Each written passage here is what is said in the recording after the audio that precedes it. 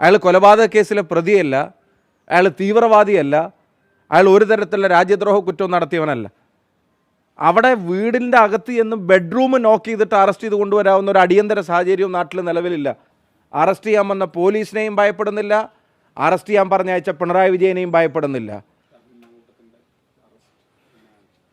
അല്ല, രാഹുൽ മാങ്കൂട്ടത്തിലിൻ്റെ ഈ വീട് വളഞ്ഞുള്ള അറസ്റ്റ് പോലീസിൻ്റെ ബോധപൂർവമായ പ്രകോപനമാണ്. പിണറായി വിജയൻ്റെ നേരിട്ടുള്ള നിർദ്ദേശമാണ് ഇക്കാര്യത്തിൽ ഉണ്ടായത് എന്ന് വ്യക്തമാണ്. അറസ്റ്റ് ചെയ്യാൻ വീട്ടിൽ ചെന്ന പോലീസ് തന്നെ രാഹുലിൻ്റെ അമ്മയോട് ഉൾപ്പെടെ പറയുന്നുണ്ട്, മുകളിൽ നിന്നുള്ള സമ്മർദ്ദം കൊണ്ടാണ് ഇങ്ങനെ അറസ്റ്റ് ചെയ്യേണ്ടി വന്നത് എന്നുള്ളത്. അപ്പോൾ കൃത്യമായി മുകളിൽ നിന്നുള്ള സമ്മർദ്ദം എന്ന് പറയുമ്പോൾ നവഗുണ്ട സദസ്സിനെതിരായി യൂത്ത് കോൺഗ്രസ് നടത്തിയ സമരങ്ങളുടെ പ്രതിഷേധങ്ങളുടെ അസ്വസ്ഥത പിണറായി വിജയൻ ഇനിയും മാറിയിട്ടില്ല എന്നുള്ളതാണ് അതിൻ്റെ വ്യക്തമായിട്ടുള്ള ഒരു നിലപാട്. അത് മാറാത്തത് കൊണ്ടാണ് ഇങ്ങനെ വളരെ മോശപ്പെട്ട രീതിയിൽ രാവിലെ വീട് വളയുക, എന്നിട്ട് വീടിൻ്റെ ജനലിലും വാതിലിലും കൊട്ടുക, എന്നിട്ട് വാതിൽ പിന്നെ അമ്മ തുറക്കുമ്പോൾ പോലീസുകാർ വീടിനകത്തേക്ക് കയറുക. രാഹുൽ എവിടെയെന്ന് ചോദിച്ചാൽ ബെഡ്റൂമിലാണെന്ന് പറയുക. ബെഡ്റൂമിൻ്റെ വാതിൽ പോലീസുകാരനാണ് വീട്ടിൻ്റെ ഉള്ളിൽ പോയി നോക്ക് ചെയ്ത്. അയാൾ കൊലപാതക കേസിലെ പ്രതിയല്ല, അയാൾ തീവ്രവാദിയല്ല, അയാൾ ഒരു തരത്തിലുള്ള രാജ്യദ്രോഹ കുറ്റവും നടത്തിയവനല്ല. അവിടെ വീടിൻ്റെ അകത്ത് എന്ന് ബെഡ്റൂം നോക്ക് ചെയ്തിട്ട് അറസ്റ്റ് ചെയ്ത് കൊണ്ടുവരാവുന്ന ഒരു അടിയന്തര സാഹചര്യവും നാട്ടിൽ നിലവിലില്ല. ഇക്കഴിഞ്ഞ ദിവസങ്ങളിലെല്ലാം അയാൾ തിരുവനന്തപുരത്തുണ്ടായിരുന്നു. കഴിഞ്ഞ ദിവസം നിങ്ങളെല്ലാവരും കണ്ടതാണ്, പരസ്യമായി കലോത്സവ വേദിയിൽ മാധ്യമങ്ങളെ കണ്ട്, ജനങ്ങളെ കണ്ട്, വിദ്യാർത്ഥികളെ കണ്ട് അദ്ദേഹം അവിടെ ഉണ്ടായിരുന്നു. അപ്പോൾ അറസ്റ്റ് ചെയ്യൽ മാത്രമാണ് അജണ്ടയെങ്കിൽ അവർക്ക് എപ്പോൾ വേണമെങ്കിലും അറസ്റ്റ് ചെയ്യാമായിരുന്നു. ഞങ്ങളുടെ സഹപ്രവർത്തകർ 18ലധികം ദിവസമായിട്ട് അവർ ജയിലിലായിരുന്നു. അപ്പോൾ ഇവരൊക്കെ ഇവിടെ ഉണ്ട്. രാഹുൽ ഉൾപ്പെടെ തിരുവനന്തപുരത്തുണ്ട്. രാഹുൽ ഇന്നലെ കൊല്ലത്തുണ്ടായിരുന്നു.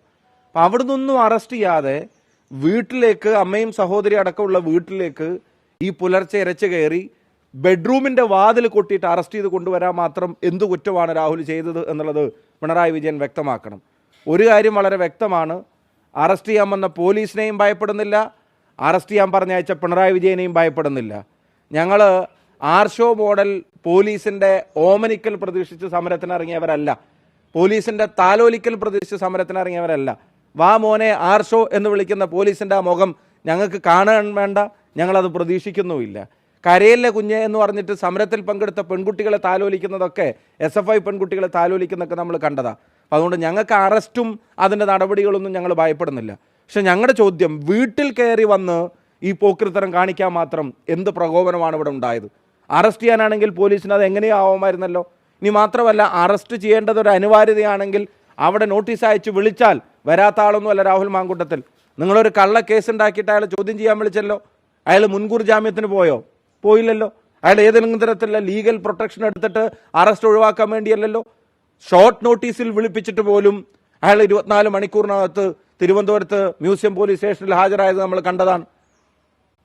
അപ്പോൾ അവർ പിന്നെ വിവരശേഖരണത്തിന് അവർ വിളിപ്പിച്ചപ്പോൾ ചെന്നതാണ്. അപ്പം അങ്ങനെയുള്ള ഒരാളെ ഇങ്ങനെ പോലീസ് വീട്ടിലേക്ക് ആളെ അയച്ച് വാതിലും ജനലും തട്ടി ബെഡ്റൂമിൻ്റെ വാതിൽ കൊട്ടി അറസ്റ്റ് ചെയ്യേണ്ടി വരുന്ന നാടകമൊക്കെ നടത്തേണ്ടി വരുന്നത് പിണറായി വിജയൻ്റെ അസ്വസ്ഥത കൊണ്ടാണ്.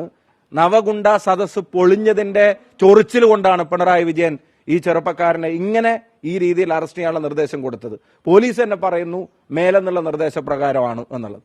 അപ്പോൾ ഇതൊരിക്കലും അംഗീകരിക്കാൻ കഴിയില്ല. ഞങ്ങൾ രാഷ്ട്രീയമായി ജനാധിപത്യപരമായി ഇതിനെ നേരിടും. യൂത്ത് കോൺഗ്രസ് നേതാക്കന്മാരുമായി സംസാരിച്ചു. അവർ തീരുമാനിക്കുന്നത് 14 ജില്ലകളിലും 14 ജില്ലാ ആസ്ഥാനങ്ങളിലും ഇന്ന് കാലത്ത് തന്നെ പ്രതിഷേധം ആരംഭിക്കും. ഈ അറസ്റ്റ് നാടകം, ഈ വീട് വളഞ്ഞു വെച്ച് കാണിച്ച ഈ പോക്രിത്തരം അതൊരിക്കലും അംഗീകരിക്കുകയില്ല.